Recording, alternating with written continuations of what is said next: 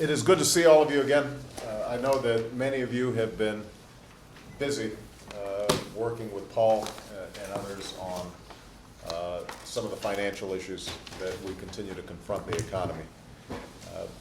We're pleased that we've seen some progress, that there is some return to normalcy in certain aspects of the financial markets. We think that that will be helpful overall.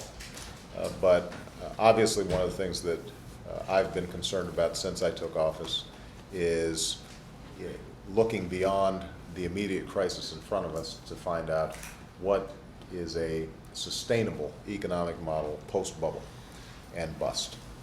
How do we create sound fundamentals on issues like education, on healthcare, and the topic that we're going to discuss today, energy, as well as all the innovation that's required around these various areas, so that moving forward we don't find ourselves in an unsustainable economic model.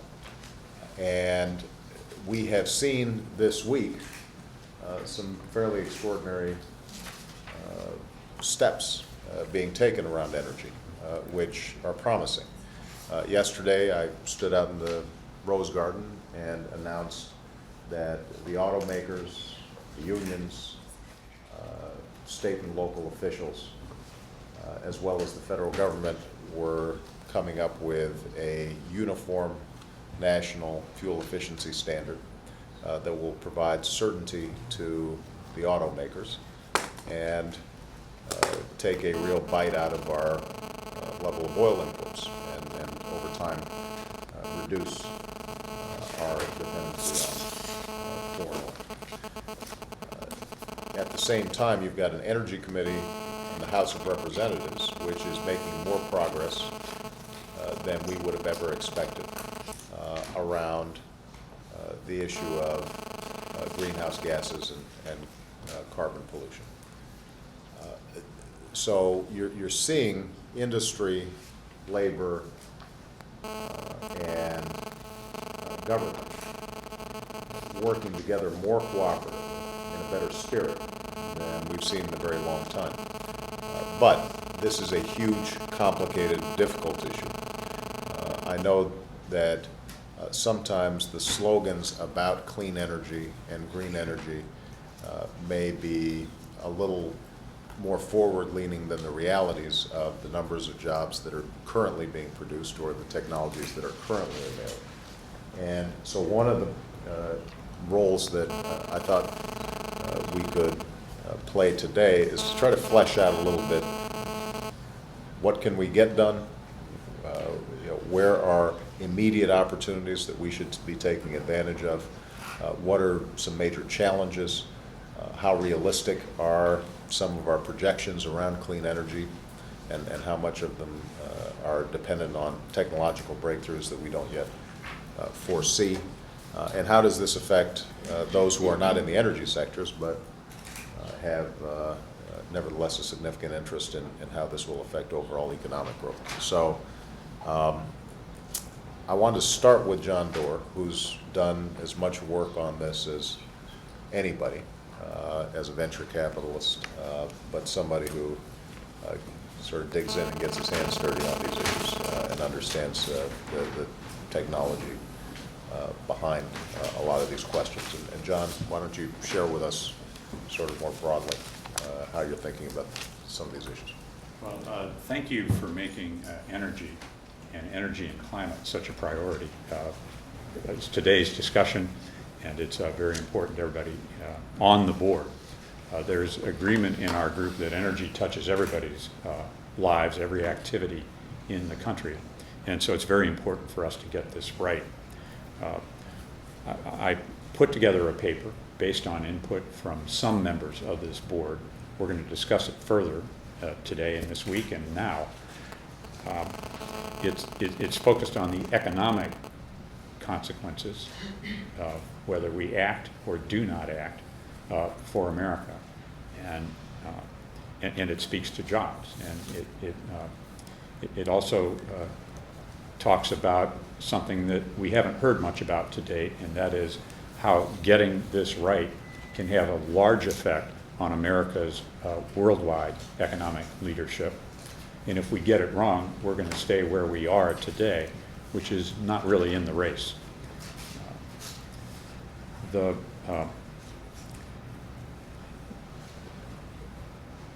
You've taken a position, the administration's taken a position squarely in favor of a market-based system to deal with the costs of carbon and climate, the so-called cap and trade position. My sense from conversations, not a vote of our group, is that we favor that, though there are some differing opinions. We think it's very important to act now, that there's an issue with carbon emissions, that we're behind where we want to be, behind other nations in the world in dealing with this. Also, if we act now and send very clear signals to our business community and the nation that we can get investment now that will create jobs now as this kind of a regime or system develops. We think that putting a price on carbon is the most important thing we can do, but it's not the only policy that should be adopted. Getting more work in research and development funding, that's an area that's been neglected. It is an important thing to do, and the Department of Energy, as part of the stimulus bill and others, is moving in that direction. We think enlisting our utilities nationwide, make them allies in getting more energy efficiency, is a very important step, and we've got more work to do there. And finally, making sure that our cars and our buildings are the most efficient in the world. The action that was taken yesterday is very important to a comprehensive solution to this climate crisis we're dealing with. I want to close with my views on an optimistic note, and that is that we are seeing breakthroughs in the technology that not only can get us where we need to be, but that can make sure that America is the worldwide leader in developing the jobs and the businesses and the wealth from this industry, as it was the case with the internet. Jeff, do you want to talk about this from a big manufacturing company that both uses energy but also works on the technologies that might save it, energy usage? You know, Mr. President, I think clean energy is the most exciting, fastest growth industry of the 21st century. We've got about 70 energy efficiency products, about $18 billion in revenue this year. We have 50,000 jobs between GE and our supply chain, lots of small and medium-sized companies in this country and around the world. Technology is out there to be had. I think we have to have a broad aspiration to lead in technology. It includes what I call big baseload technologies like coal gasification and nuclear, real advancement in renewables, technologies that drive efficiency like the smart grid, and it's out there to be had. The leadership is out there to be had. You know, this ought to be something that we aspire as a country to do. I think things that help that are actually a price for carbon and unleashing the technology that can be applied, as John said, to energy. If you go back 50 years in this country, the amount that's been spent in energy R&D is dwarfed by healthcare, NASA, other places. I think if we can take the ingenuity and the innovation of the United States, apply it to this technical revolution that's going to be going on, give us certainty, give industry certainty around a price for carbon or the rules of the road, I think we're going to be surprised by how many great jobs this creates. I would say these 50,000 jobs in this brutal recession are the most robust jobs we have. We're shipping products around the world. You know, we ship about 150 heavy-duty gas turbines. 3 will go to the U.S., 147 go to the rest of the world. So this is so when we do it well. This is an area where we could develop a strong export market. I think we have to think about it that way, Mr. President. We've got to move now. Other countries around the world are doing the same things, and there's no reason why we should see leadership to other people. How far behind are we technologically to other countries? Jeff, John? Look, I would say that innovation exists here. You know, Europe's at 10% renewables, we're at 2 or 3%. Other nations of the world like China, Finland, France are building nuclear power. We haven't started yet. We're doing the first coal gasification plant in 25 years in Indiana. So the brains exist in this country. I think what we have to use is our domain to really build cost positions and competitiveness that can be globally competitive. But they're the types of products, Mr. President, that we can build great export industries around. Rich, I know from a labor perspective, you know, one of the big concerns you guys have is the decline in manufacturing. Absolutely. And we've actually got a task force that's working up some ideas about stabilizing and then growing our manufacturing base. This is one area where we're seeing some potential. I wonder if you just wanted to touch on sort of how the AFL-CIO is thinking about clean energy and its potential for creating solid middle-class jobs. I think I could probably echo everything John said and what Jeff said. We see it as a tremendous, tremendous potential for us to lead. Our members are going back and being retrained to do weatherization, all sorts of green things to save energy, all type of new training to get them up to speed on the skills that they'll need. The problems that we're talking about, I think we are disadvantaged a little bit. We're disadvantaged by the tax code that your administration started looking at. We're disadvantaged in some ways by the trade agreements that your administration's already started looking at. And we look at, with the greening right now, we think a couple of things, a couple of trapdoors would actually look at. One is, we really think that this has to run on 2 tracks. Not only do we think it has to be done in this country, but simultaneously it has to be done internationally. Elsewise, the jobs that we create, we could ultimately lose because we're disadvantaged internationally if they don't. People that, like when the Kyoto Treaty was adopted, or at least asked to be adopted, everybody said we're disadvantaged by it, and so there was a lot of opposition. The other thing is, we think that all of this needs strict monitoring, so that while you're monitoring, you can tell if we're on course or not, and if we're not, we have to have language that has a trapdoor so that the economy doesn't get derailed by surprise along the way. Our members are excited. We've already started creating the training programs and the jobs. They're already starting to help green the country, and we think it's a win-win-win for this country and for the people of this country. And we applaud you for your leadership in the area. I want to open it up. Martin, I'd be interested in your views on this. I mean, this is one of those areas where you can have some pretty fierce economic debates around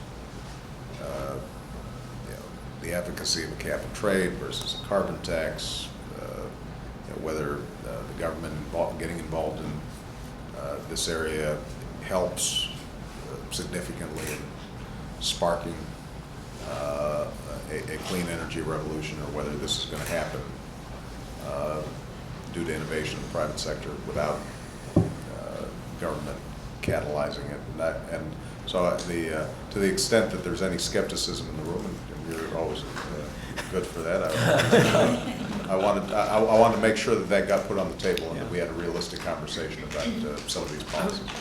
Well, I think a cap and trade or a carbon tax would undoubtedly stimulate conservation, green technology. I don't think there's any doubt about that.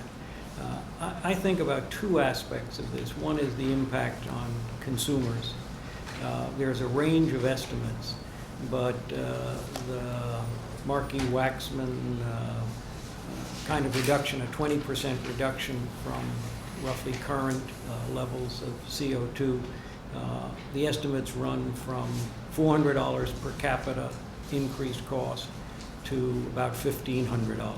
About 3/4 of the EPA is the low end, and an MIT technical study is the high end.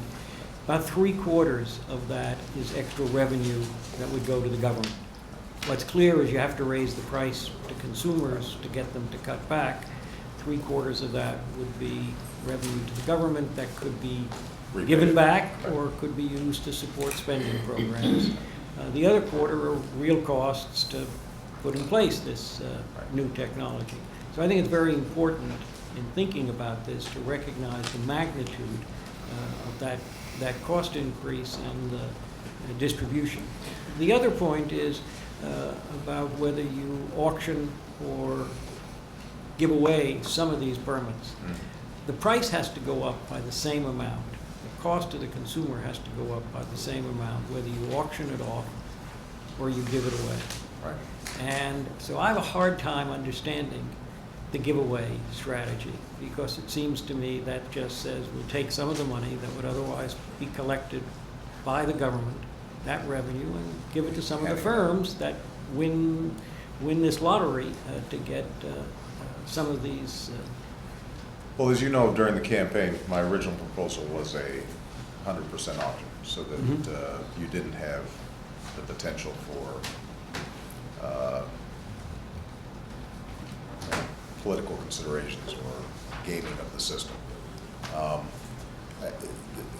The way I think that the Waxman-Markey bill is trying to address this is you've got regional differences that have to be accommodated. Some of it has to do with how do you, if not hold consumers harmless, then assure that the rebates or the allocations that are awarded are leveling out the cost to consumers. So it may not, it ends up not being as arbitrary as I think it might seem in the abstract. In the particulars, there are just some regions of the country, particularly in the Midwest and the South, where there are options for ramping up energy efficiencies quickly, are very different from California or some of the Northeast cities. And so you want them to make adjustments. On the other hand, if the adjustments are too onerous, too quick, not only is it brutal on those states, which are already having trouble, but politically it ends up being very difficult. So this is for regulated electricity, basically. Mostly around the electricity issue. Because for gasoline and For for gasoline, other products. That makes less sense. Now, I haven't seen all the details of the bill yet. Carol, you may end up having a better sense. Larry, do you want to chime in on this? I think we had, having been taught by you when I was a student, Marty, I understood very well the. Marty really doesn't like to admit to that, but. No, I take great pride in my students. Larry, high on that list. The principle, and I think the broad agreement that people in the business community discussed, so which was the one the president articulated, which was in essence that the giveaways were to come in situations of which regulated electric utilities were the primary example, where you were going to be unable to pass on the price increase. There's a little bit of stuff that has the character of our companies in international competition, and there isn't something parallel happening in the world. So at least the principle was you don't get to pass it on and get the windfall. But in situations where it's not going to be passed on, then it's natural for there to be a compensation. You might disagree at some point on the application of the principle, but that is unambiguously the sort of economic principle that people are trying to pursue, and I think that's illogical. And if I might just add, what Mr. Waxman has done to date in the bill is obviously still in markup, and so things are still changing, is about 35% of the allowances that would have otherwise been auctioned are during a transition period given to the electric utilities, as the president said, to offset the impacts on consumers. Another 15% have been reserved for trade-sensitive, trade-intensive industries, recognizing that because of the global nature of their competition, there are some transition issues. And then some smaller amounts have been given to other sectors, including petroleum, but the bill is still under debate. But I do think there's this very clear understanding that these transitions are going to be an important way of helping industry find the kind of new technologies, the innovations that will allow us to ultimately drive down the cost. Jim, you've got some thoughts as a big manufacturer that operates internationally. You probably see some of these opportunities, but I know you may see some risks as well. Surprisingly, putting you at a competitive disadvantage. So. surprisingly, I guess Caterpillar is the third largest producer of things that make kilowatts after GE and Siemens. We make small ones, but you know, and we're a big exporter also from the U.S. In fact, combined heat and you know, power applications of both small turbines and small gensets are big sellers, and actually more outside the United States than inside, partly because of the way we regulate emissions site-specific as opposed to looking at combined emissions and energy efficiency. So there are some things here that we could do to help our country be more competitive using the technologies that are out there. I agree with Jeff. I think we have the technology, we have the smarts here, and the product technologies, the economic incentives, what's needed. And that's why I think a lot of us in the industry support a clarity around a carbon price, because that's going to drive a lot of innovation and a lot of efficiency, and we'll get with the program of reducing carbon emissions. Our concern, and one of the things we've been very engaged with the U.S. CAP initiative discussing, is we need to approach this in an international context. I think if we move unilaterally as the United States with a significant cap and trade program that drives up the cost of carbon here significantly, and our international competitors, their countries, don't move with us, it's going to create competitive problems for the core, let's call it the base industry, steel, aluminum, cement, I mean the core feeder stock, if you will, for manufacturing industry in this country. But I think if we take that leadership role, as you articulated it, and go to the Copenhagen with that in hand as showing our commitment to move forward, I think there's a good chance that we'll find the Indians and the Chinese, for example, the two largest emerging markets, and big growth markets, by the way, for U.S. exports, likely to want to work with us. And I think there's more opportunity for collaboration on an international scale than some people are giving us credit for here. That's what we've been seeing. Yeah, I think it's out there. Yeah, well, I want to bring maybe some of the finance guys, because you crunch the numbers, you're looking for opportunities where it makes sense to invest, where it doesn't. You know, Mark, how's this looking from a investor perspective? Well, one way to think about it is to start and say, what's the size of the opportunity? And we produce about 1,000 gigawatts of energy, of electricity in the United States. Okay, so we've got 1,000. We're going to grow 1 or 2%, something like that a year. So by 2020, we're somewhere around 1,200. So that 200 increment, of that 1,000, by the way, 800 of it, of the 1,000, 800 of it is based on carbon, produces carbon emissions. So if we're growing another 200 and we're trying to get to 20%, one way to think about it is all of the new stuff has to be in alternatives. That's one way to, and it's about 20 gigawatts a year. That's a lot of money, that's a lot of capital required to produce 20 gigawatts. At the same time, we're in the middle of a credit crisis, and the big project financiers have been UBS, Banque Nationale Paris, all of RBS, all of the big European and Asian banks, all of them have pulled out of the market. So there's a natural disconnect between the amount of capital needed and the size of really big facilities, things that Jeff's talked about. And I think one thing we need to consider, it's a little bit built into the Waxman proposal, but we need to think through, is whether there's a role to attract private capital into those buildings, into that building initiative, and to have some role for the federal government. Because it does something that Marty is really focused on, I think appropriately. It drives down the cost. And the question is, what's the incremental cost to the consumer? What's the likelihood politically this is going to work? And if you can drive the cost down by having a more favorable capital structure, which has real risk from investors, but has a lower cost of aggregate capital, then you're going to increase the likelihood you actually, which is what your first question was, realistically hit these numbers. Because you're going to start building 20 a year, like soon, really soon, if you're going to make this goal work. The second thing I think that could really impact this is whether you have a national standard or not. I know the administration supports a national standard, national energy standard for alternatives.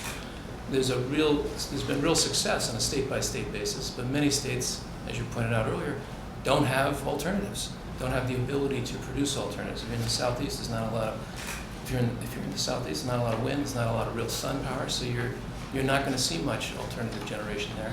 And energy moves across states. And so you've got to figure out a way, just as you're thinking through emissions for auto on a national basis, to think about a national standard for energy. I think if you did those two things, in addition to carbon, then you have a realistic likelihood of achieving the goals. If you don't have those three coming together, I think the likelihood is less, materially less. Any of that, Brian? Well, Mr. President, thank you. I'd like to point out three things, again, coming from finance. First, I think a number of people would say that once you think about not just the cost that Marty's raised, but also the benefit. And there's a general view, I think, among the economics profession that there's a net benefit of taking active efforts now to mitigate climate change, CO2 emissions, and this would be one element of it. Secondly, if we think about this from the standpoint of another part of finance, which is insurance, the insurance industry and reinsurance industry has seen insurance losses going up quite dramatically as a result of changing in climate, that kind of thing. And so I think you would find a number of parts of the financial services sector that would broadly be supportive because they think it's good economic policy as well as social policy. And I guess the third, again, thinking about it from the standpoint of the insurance industry and other parts of the financial services sector, cap and trade has a number of appeals to it. One is that it is certainly market-based. Secondly, setting a cap gives you a broad direction where you're headed. And third, to pick up a point that has come up a few times, I think broadly, if we think about this as an international problem, cap and trade, as you've already observed, may have the advantages of being something that can be applied successfully across a number of political jurisdictions. And so, looking at the industry I represent broadly, which is finance and insurance, I think you'd find many people supporting these directions. Now, one of the things that when our energy team gets together, we talk about is that the lowest hanging fruit, the area where technology is already available, is on the efficiency side. We don't need breakthroughs as much as we just need the proper incentives to take advantage of that. And so I wanted to maybe just talk about that for a moment, and I'd be interested, Penny, from a real estate perspective, because buildings, it turns out, alongside cars is the area where there's just enormous waste. On the other hand, the real estate industry as a whole, residential and commercial, are obviously feeling enormous pressure right now. And so the question is whether there is an appetite for retrofitting old buildings, dealing with energy efficiency in what is already a difficult economic environment, or are there some additional things that we need to do if in fact we're going to move in that direction? Mr. President, you're exactly right. The real estate industry is a large contributor to the production of emissions, and so something that we need to take into account, I think, to address this issue. I think given the stress that the commercial real estate industry is under, as well as the residential and housing market, I think we're going to need incentives to motivate people to be able to find the capital. It's very difficult to access capital for such retrofitting. And so I think there potentially needs to be some kind of incentive plan that might encourage activity now.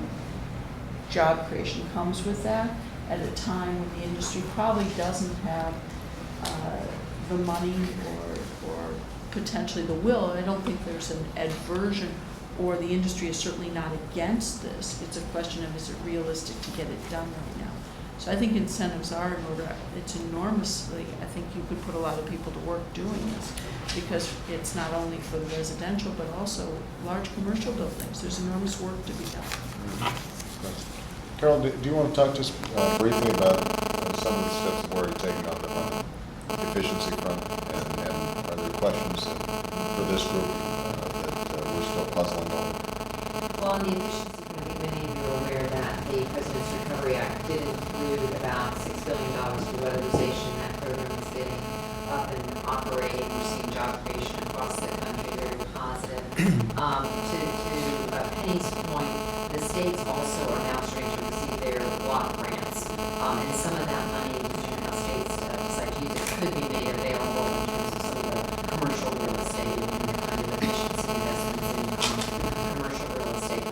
replacement market does include a renewables and an efficiency standard. What they've done is they've blended it together. Right now it's a total of 20%, renewables 5%, up to 8% can come from efficiencies.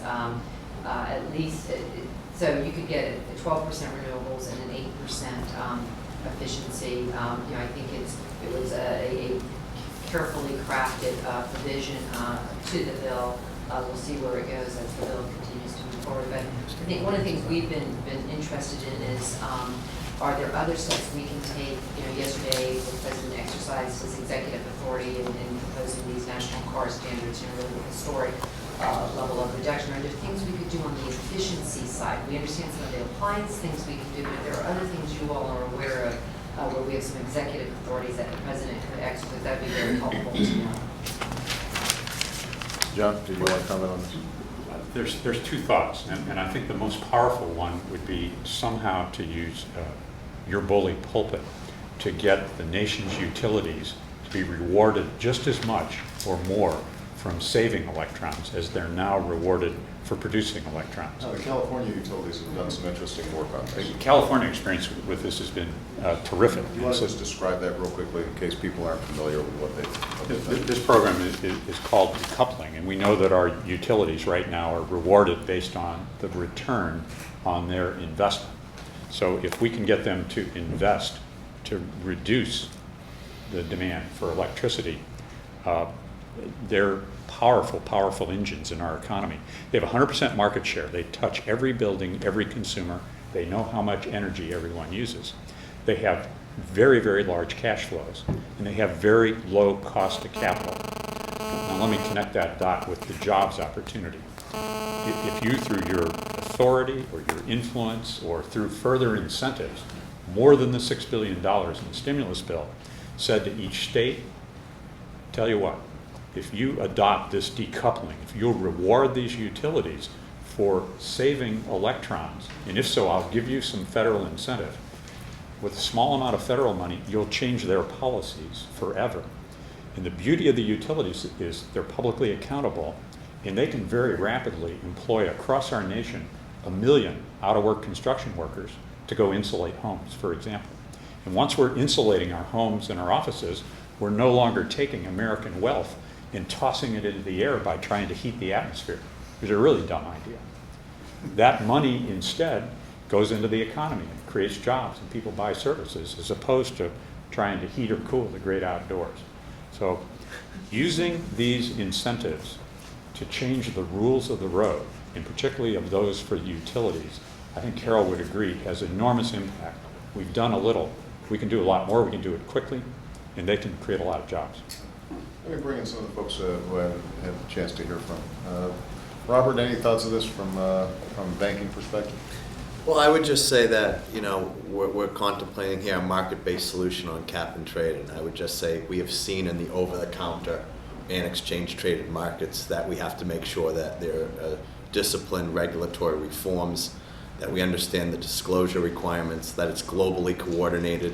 I mean, we don't want to redo the OTC derivative problem we just came out of, or the credit crisis. So I would just say that, you know, since we are going to use market-based discipline, we should be very thoughtful before we decide what exchange we go on, who can be the market participants. We saw during the energy crisis a year ago, when the market went from 50 to 150, that when you take a small asset class and you make it investable as an invested asset class and a tradable asset class, you have a lot of volatility, and you may have inflation that shouldn't happen. So I would just say we have to be, you know, I think we should fast forward it because of the importance, but I do think we should make sure that we understand what we're going to be trading and who are the participants, because as we know from what the industry I'm in, you know, once we see something that's an openly traded free market, we will have many more participants than we thought. And I think we have to be very careful on it, therefore. And I know that we're going to add that to some of the language, and something we're going to be sending you soon. It's important. Larry, we've been talking about how we can mechanisms to avoid some of the problems that Robert. Absolutely, yes. We've been working very much to have the right kind of framework in so that the markets function in the right way, yes. David, you got anything to add on this?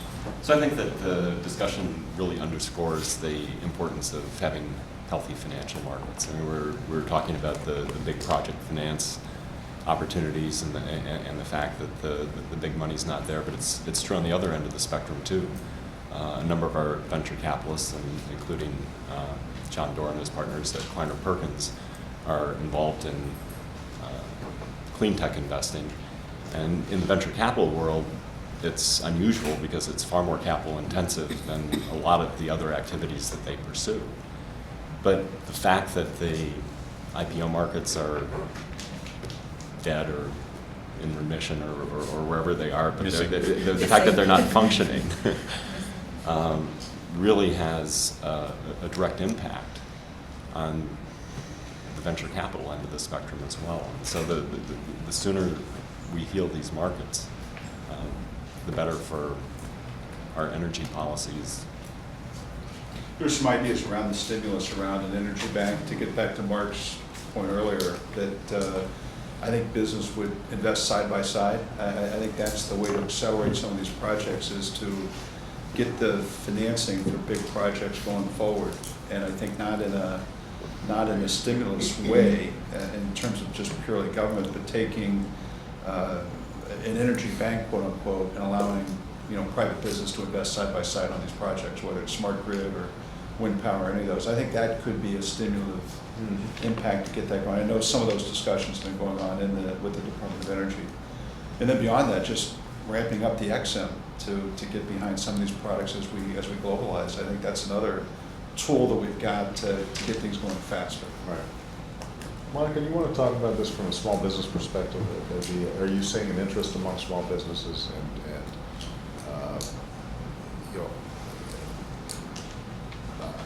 on the energy front? Yeah, I've seen some small businesses that are starting to take advantage of some of the retrofitting and weatherization opportunities. Just two things I would say. They're productive jobs. And a lot of the workers that have been displaced from manufacturing and construction find this an area where they see great opportunity.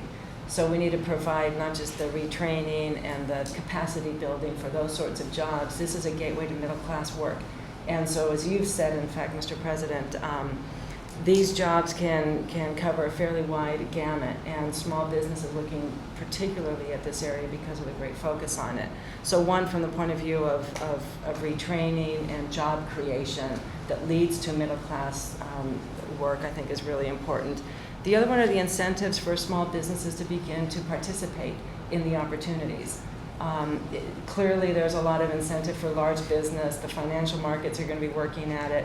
Small business needs to feel that there's an opportunity for them to participate. The stimulus package, a lot of the money has to go out in the next 2 years. There's a general feeling that if you don't have the capacity to partake, you're going to be left behind, and so they're looking for partnerships between small and large business that can actually bring them to the table to access this opportunity. So those would be the two things. One is the job creation that leads to good middle class work, and the second one is the incentive for small business to actually participate in partnership with the large businesses. What I'd like to do, I think, how much time do we have? I think we have probably about 10 minutes, 10, 15 minutes. What I'd like to do is broaden the conversation a little bit. I want to make sure that Charles and Anna, Laura, I haven't heard from you guys, so feel free to, Bill, feel free to talk about energy. But Monica offers actually a pretty good segue. One of the things that we're wrestling with is how do we deal with job creation and employment. We expect that, well, I'm not making any predictions here because this is being web streamed. We expect that there's going to be some stabilizing of the economy, that the contraction will end and begin, the engines of the economy will start to turn again. But as all of you know, employment's a lagging indicator. We have shed a huge number of jobs during this deleveraging period. And the concern that we have is even in a stabilized situation, there is the prospect of higher unemployment for some time to come. And so I've been really pushing my economic team around the issue of job creation. And alongside the issue of job creation,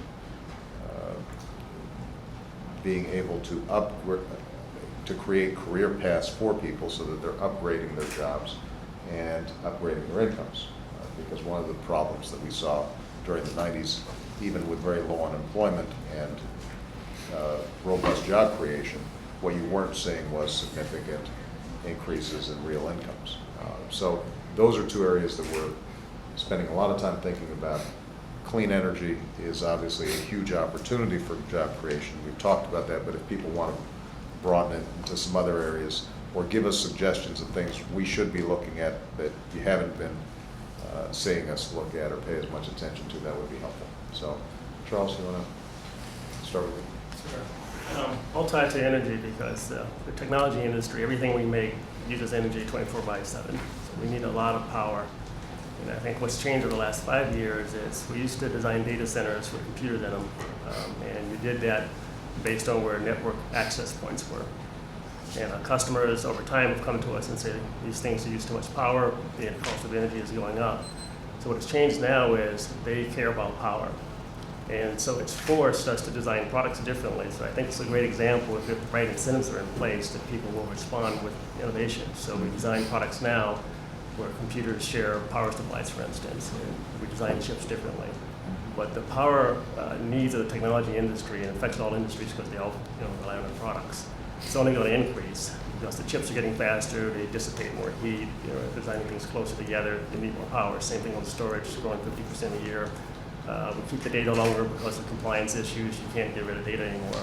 So this is going to be an issue for a long period of time to come, and it's becoming a constraint to the growth of the technology industry because we are 100% power dependent. And so we're always looking for alternative sources. And so if we can go from 3% to 10% of some alternative sources of energy, that actually adds a lot of flexibility on how you deploy computing and how you build data centers. But no one talked about this 5 years ago, and now every single conversation before people can decide where to build a data center, they want to know how we're going to get the power. So it's not just my 10-year-old daughter keeping her iPod plugged in and not taking it out of the socket. That's just one small manifestation of a larger problem. Right, and ours have to stay on 24/7, so Yeah. we consume a lot of power. And so if we can get alternative sources, I think it actually opens up growth for our industry. Mm-hmm. That's interesting. Anna? So I think that it's pretty clear that moving to a low-carbon green economy can create lots of jobs. The question whether there'll be good jobs or bad jobs is still a question, and I think what we do about it can have an impact. I think it's also going to cause a huge transition. We will be creating jobs, we'll be changing jobs, and some people will be losing jobs. And we need a plan for that transition.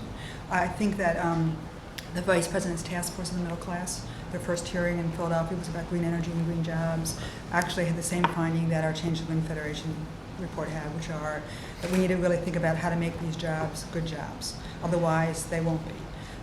There's a UN report that does the same basic thing that says we really need to think about training, how to transition this. Part of it is the whole ideas of training, and I think it's great that there's money in the Recovery Act for training, because we really need to figure out how to make sure that people in the communities have access to training, so it becomes a job entry point, a job transition point, and a movement into good jobs. I also think that we need to really think about how to make sure that workers have a voice in the job. What we found, what the Vice President found, what the UN and the ILO found, and what we found was, generally speaking, the jobs that were good jobs in green energy were union jobs. Those that weren't were not. And there are lots of exploitation in workers that we can deal with in terms of how the jobs are structured, how the grants are provided, and what the government's role is. And so as we move forward, I think that your leadership in bringing business and labor and government together to say how do we collectively solve this is exactly what we need to do here in our country, but in partnership around the world. Because whatever we do is going to have a rippling impact, or whatever they do is going to have an impact on us. And if we really can bring this real partnership together, that is about what's good for workers, what's good for business, what's good for our government, what's good for the future of our planet, that it will force us to change our behavior and really have an impact short-term and long-term.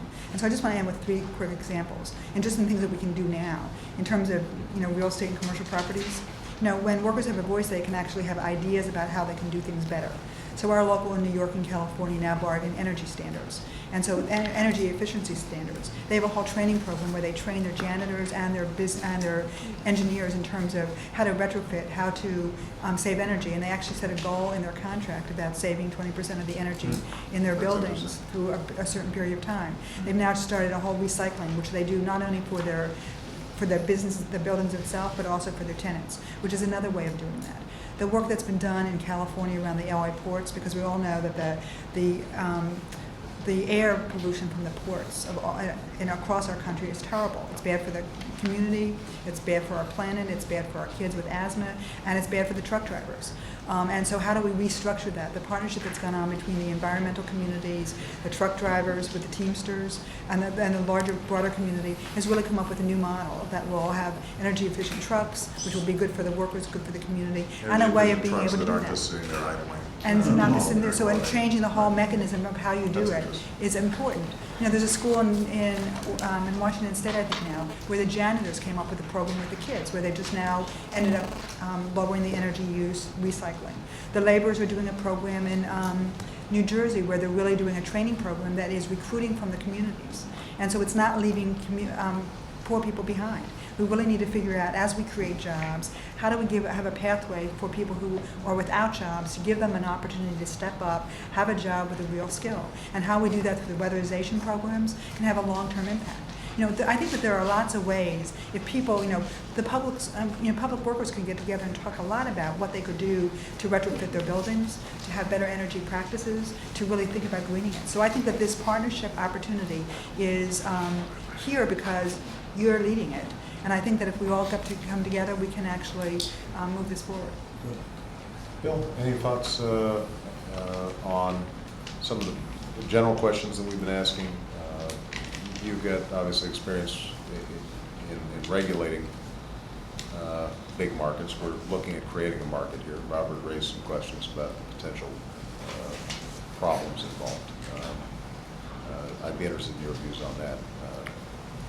Well, obviously there are some major changes that have to be made in the whole regulatory system and the way our markets operate. If I can divert from that a little bit, I think there's your use of the bully pulpit to convince people that the energy situation is going to be a focus of the government. I think that can be used to stimulate the entrepreneurial desires of people out there. There are lots of small businessmen, venture capital type people who will see, if they're convinced it's a long-term program, will see opportunities to put businesses together. So I'm focused on that great mass of small business people out there who can divert what they're doing now into this area of, the opportunity to go into the housing market and buy a defunct house and fix it up. I think there's going to be businesses developed to do that. And so I'm looking at from the bottom up. There's going to be plenty of stuff from the top down, but mainly people have to be convinced that it's going to be an opportunity that's not going to go away. It's going to be a focus for a long period of time. Just to add to what Bill said, Mr. President, I think not just on energy, but to take pride in being a productive technology and manufacturing base. You mentioned middle-class jobs. The best middle-class jobs we have in this country are manufacturing jobs. And I think a long-term notion that we would go gently into a service economy that's been held over the last 30 years, I just think hasn't worked. And so I think that is another piece that we have to work on. Rich and I don't agree on anything, fundamentally, right? We wake up in the morning disagreeing on about everything there is to disagree on. But I think the one thing we agree on is that we ought to create a sense of ownership and pride about a very productive, high-tech manufacturing base in this country. That may be, Rich, that may be the one. For those of us who work in the service agree with industries, like education or healthcare, we don't want to knock that too much. No, I'm not knocking that, Marty. That's been the only thing that provided jobs I just think recently. there's going to have to be some balance over Jeff. time, and we're in both of them. Jeff, by the way. We're in services if I and can just- manufacturing. One thing, I think it's, well, obviously growth in manufacturing is critical, but we should realize that finance, insurance, real estate, which is called the acronym FIRE, unfortunately, we've lost over 500,000 jobs in a year and a half. That's 10% of all jobs lost. So I know that we have to focus on the labor and the middle class and how to gain manufacturing, but we have been a growth and service industry for a decade that we've lost, as Laura said, 10% plus of I our think we jobs. need So I think you need that balance of both sides. When I came to work for GE in 1982. It'll increase our productivity rate. Increase our productivity. Well, I think the fact that some really good math whiz kids are going into engineering as opposed to derivatives is not a terrible thing. Well, unless they're going to be Fewer carbon financial trading. engineers and more real engineers. Yeah, but I think that there's no doubt that manufacturing is not going to return to the share of the economy that it was in the 1950s, right, regardless of what our policies are, just because our manufacturing is extraordinarily efficient compared to what it was. On the other hand, what is true is that if we are going to at least have a larger element of exports, for example, as a proportion of our economy, which I think we're going to need. We've had this idea that we can just be the consumers of everything and not and borrow and spend. And at some point, we got to start selling something. Some of that is going to have to be top-notch products. Some of it will be services, and that helps our current economy as well. But if on energy, for example, we're just importing Spanish windmills or wind turbines, as opposed to some that are made here in the United States, that would be a shame. And I think we need to take advantage of that. Penny, you wanted to jump in on I this? just wanted to underscore something Anna said. We've had some of the best innovation in terms of clean activities in our hotels coming from our employees.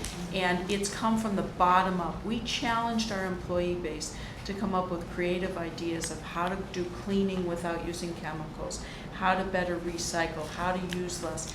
And so I think there's a really interesting opportunity to use the bully pulpit and to highlight how the partnerships are working at the local level in some very major Tell them industries. some good stories. And to really celebrate that and raise the pride as to this is really an important endeavor in our country. Good. Laura, I wanted to get you in here, and you're a wonderful generalist as well as a specialist. One thing I was interested in is how this fits into what you're seeing internationally, because there is a concern voiced by Rich, but I suspect Jim and others are going to be concerned about if we're moving in an area where, as Marty said, there are going to be some increased costs related to this, and if we don't see some concerted action on the other side, we're going to be placed at a competitive disadvantage.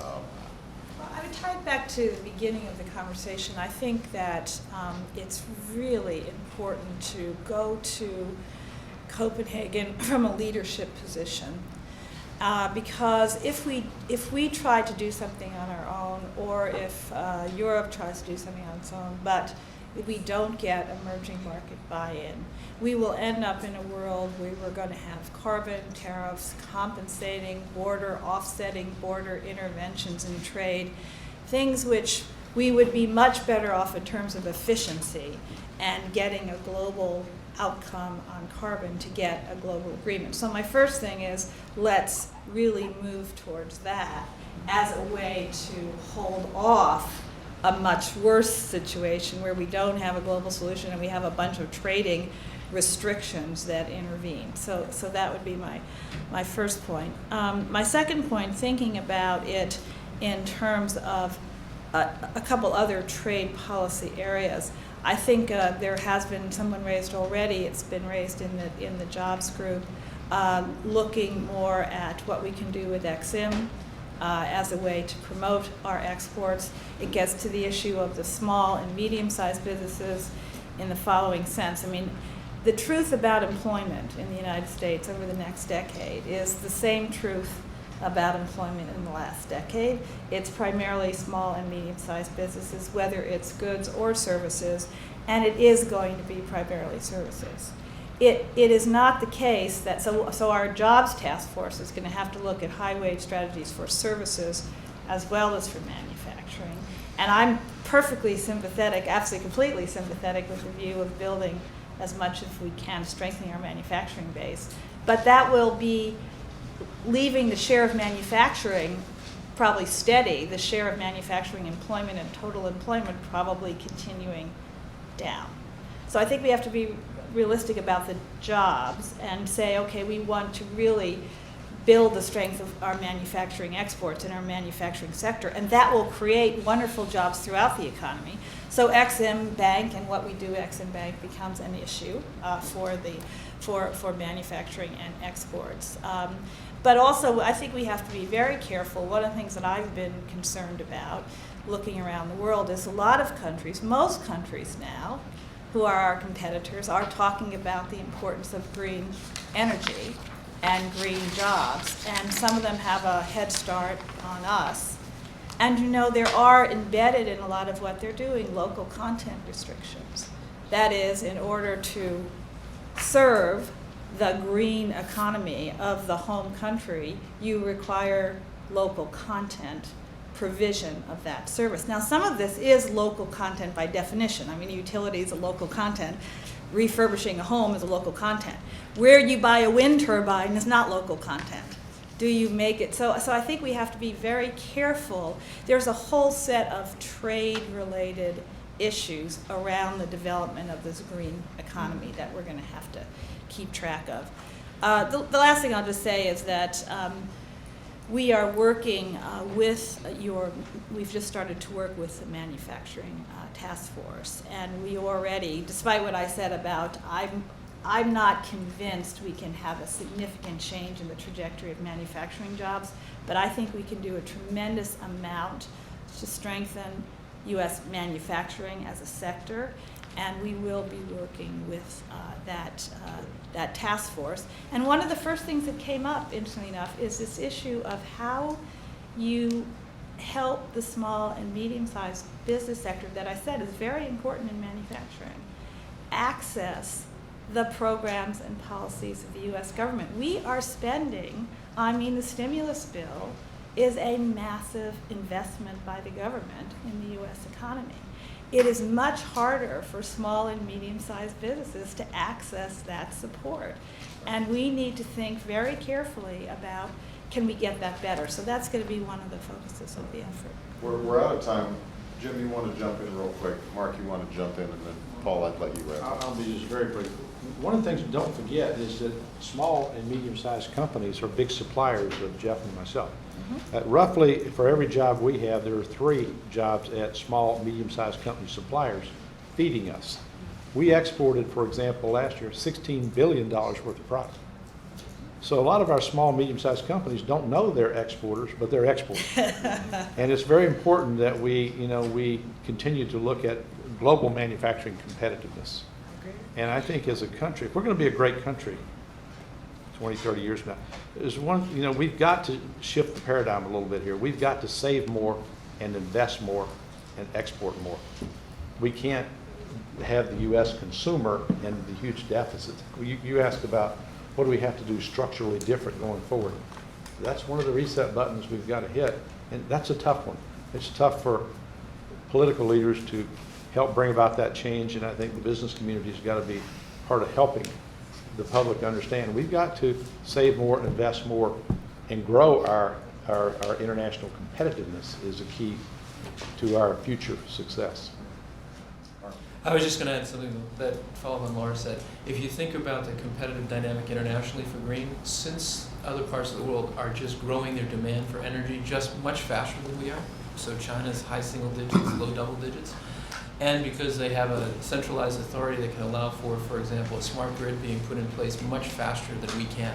Those two things will naturally result in them developing better technologies faster because their home market actually has more demand. So we're fighting a fight that will require us to be more on our game than we have to be in a general sense because they have a natural, clear advantage both governmentally and demand-wise. Paul? Well, I think you've seen a remarkable degree of consensus in this Not bad. variegated group on this particular problem. I'm not going to add anything on the technical side, but let me just make 2 points on this issue. It's going to take, does involve some costs, it's going to take a lot of investment over time. But one thing I'm sure of, we got room for that investment. When this economy normalizes and the financial markets normalize, Jim is quite right. We can't live on consumption. We've got to fill up that hole in consumption with investment, which will make us more internationally competitive. And I don't have any doubt that this is going to be a good thing in terms of supporting economic activity.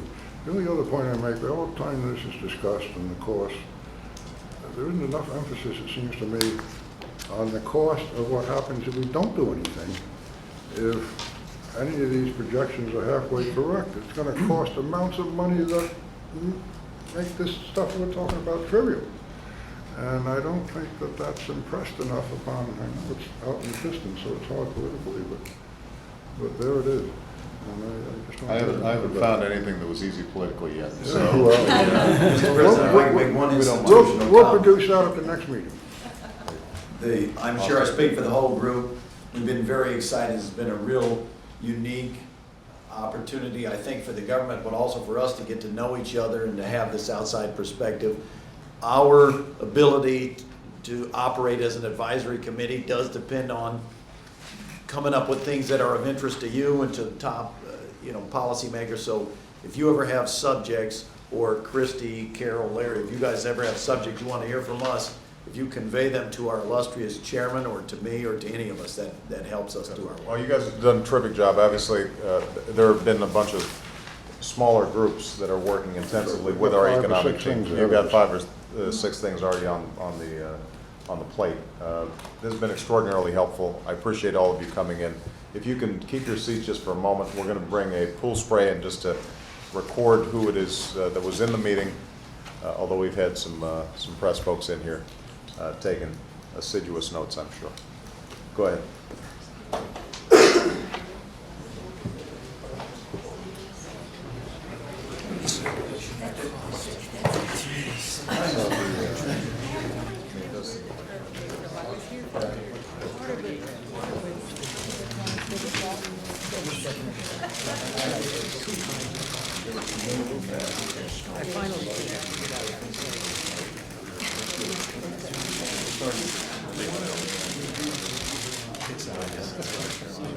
Yeah, I don't think